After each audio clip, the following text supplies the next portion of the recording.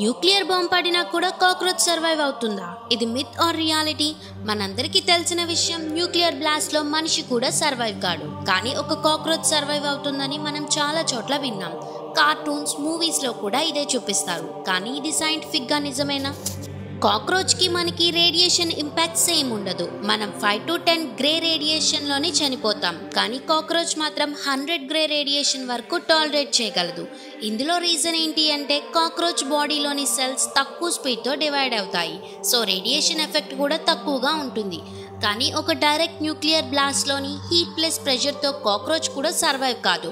Only radiation వల్ల ఇంపాక్ట్లో మాత్రమే అవి మనకి మించి సర్వైవ్ అవ్వగలవు. సో కాక్రోచ్ న్యూక్లియర్ బ్లాస్ట్లో సర్వైవ్ అవుతుంది అనేది మిత్ కాదు, but half truth. Ground zero దగ్గర అయితే సర్వైవ్ కాదు, కానీ బ్లాస్ట్కి దూరంలో రేడియేషన్ మాత్రమే ఉంటే సర్వైవ్ అయ్యే ఛాన్సెస్ ఉంటాయి.